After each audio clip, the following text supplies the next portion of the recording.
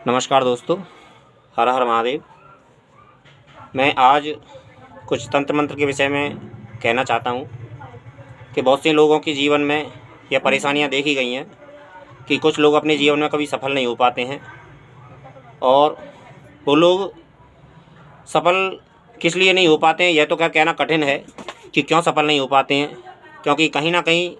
कर्महीनता ही उस व्यक्ति के अंदर कही जा सकती है, यहाँ पर पूर्ण प्रयत्न ना किया गया हो। और ऐसी कुछ घरों में समस्याएं ये देखी गई हैं कि कुछ जादू टोने से संबंधित बहुत सी समस्याएं होती हैं, और जिस घर में जादू टोने के संबंधित समस्या होती है तो उस घर में कभी तरक्की नहीं होती है। और यह मैंने बड़े बड़े साधकों से सुना है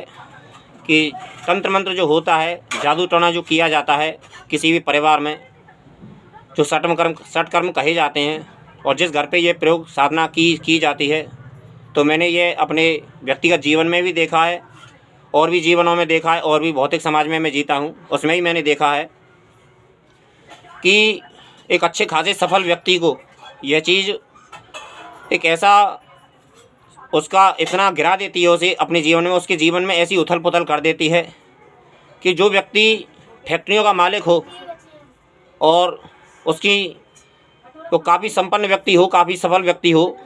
तो उसके जीवन में भी मतलब यह है कि उसको ज़मीन पे, सड़क पे लाने में कोई कसर नहीं छोड़ती। क्योंकि ऐसा बड़े बड़े सिद्ध और बड़े बड़े जो तांत्रिक होते हैं वह इस बात को मानते भी हैं और कहते भी हैं कि हमारे जीवन में जिन लोगों पे तंत्र मंत्र का उपयोग किया जाता है, तो वो तंत्र मंत्र के विषय में जो कहा जाता है कि बहुत बुरा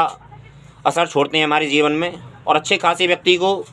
जो व्यक्ति चैतन्य ना हो, या फिर जो बौद्धिक रूप से मजबूत ना हो, या फिर जो बुद्धिमान, जो इन चीज़ों को समझता ना हो, और एक बार यदि उसकी संपन्नता चली जाए उसके हाथ से, तो उसका दोबारा खड़ा तो अगर हो सकता है व्यक्ति, ऐसी बात नहीं खड़ा नहीं हो सकता है व्यक्ति, यदि जागृत हो आदमी और बुद्धिमान हो व्यक्ति। क्योंकि जो चीज़ तंत्र मंत्र को यदि कोई काट सकती है तो देवी देवता काट सकते हैं, लेकिन जो लोग देवी देवताओं को नहीं पूजते हैं और जिनके जीवन में यह प्रयोग किया गया हो,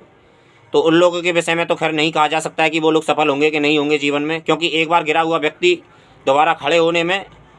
कितनी मेहनत करनी पड़ती है या फिर कितना परिश्रम करना पड़ता है, ये तो वही व्यक्ति जानता है जो गिर चुका है और जो इस चीज़ से, समस्या से ग्रसित है। क्योंकि मैं स्वयं इस समस्या से मैंने गिरा है, मैंने कैसा कैसा वक्त देखा है, और मेरे परिवार ने, मेरी पत्नी ने, मेरे बच्चों ने कैसा कैसा वक्त देखा, ये तो मैं जानता हूँ और मेरे परिवार जानता है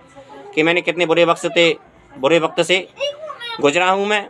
लेकिन आज भगवान की दया से, प्रभु गुरुदेव की, मेरे गुरुदेव की कृपा से और महादेव की कृपा से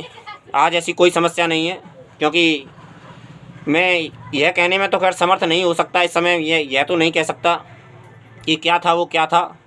कुछ उसमें हो सकता है मेरी भी गलती हो, और मैं यहाँ कुछ पूर्ण रूप से उसको खोल के बता भी नहीं सकता, क्योंकि वीडियो ज़्यादा लंबा हो जाता है। और हर व्यक्ति को अपनी समस्या से समाधान चाहिए, किसी की समस्या से कोई मतलब नहीं है, और सभी को अपनी समस्याओं से समाधान, स्वयं की समस्याओं से समाधान चाहिए। किसी की समस्या में किसी की कोई रुचि नहीं है, और मैं भी ऐसा ही मानता हूँ। और मैं यही कह सकता हूँ कि एक बार आपको यदि किसी भी कोई समस्या से पीड़ित हों, आप ऐसी वैसी कोई भी समस्या से, तो मैं बस इतना ही कह सकता हूँ कि आप मुझसे भी संपर्क कर सकते हैं। परिश्रम आपको स्वयं को खुद को ही करना पड़ेगा। बस आप हमसे भी करा सकते हैं, आप स्वयं भी कर सकते हैं, दोनों ही कर सकते हैं। लेकिन फिर भी यदि कोई ज़्यादा बड़ी समस्या होती है तो हमें स्वयं ही संघर्ष करना पड़ता है, और स्वयं ही समस्या से समाधान ढूंढना पड़ता है, और स्वयं ही करना पड़ता है। और उसके विषय में मैं यह कह सकता हूँ कि मैंने जो स्वयं सिद्ध किया है और जो स्वयं करता हूँ मैं, यदि आप ऐसी वैसी किसी भी समस्या से पीड़ित हों, घर में कोई भी ऐसी किसी की गृह समस्या हो या फिर और भी कोई समस्या हो, तो आप सिर्फ सहस्त्रनाम का स्तोत्र का पाठ कर सकते हैं। और वो क्या कहते हैं, हनुमान जी का एक वो आता है, सुंदरकांड भी आता है, उसको भी पाठ कर सकते हैं। आपकी जिसकी आपकी श्रद्धा हो, जैसा आपके इष्ट हों, जैसे आप जिस देवता को पूजते हों। और नवदुर्गा में माता अपराजिता स्तोत्र भी आता है, और प्रत्यंगिरा स्तोत्र भी आता है। ये पूर्ण हमारी समस्याओं का समाधान कर सकते हैं। जितनी तंत्र मंत्र से संबंधित जितनी भी समस्याओं का समाधान है, ये कोई भी स्तोत्र कर सकता है। और यदि आप लोग इसके विषय में नहीं जानते हैं तो आप संपर्क भी कर सकते हैं, और जैसा कि मेरे नंबर हैं 86 30 84 93 64, ये मेरा पहला नंबर है। और दूसरा नंबर मेरा 98 97 66 80 89। यह मेरा दूसरा नंबर है, आप इस पर कॉन्टैक्ट कर सकते हैं। और आपकी किसी भी ऐसी कोई रोग से पीड़ित हों, आप किसी भी समस्या से पीड़ित हों, भूत प्रेत से पीड़ित हों, तो आप मुझसे भी संपर्क कर सकते हैं, इन नंबरों पर संपर्क कर सकते हैं और आप जानकारी ले सकते हैं। और मैं बस इतना ही कह सकता हूँ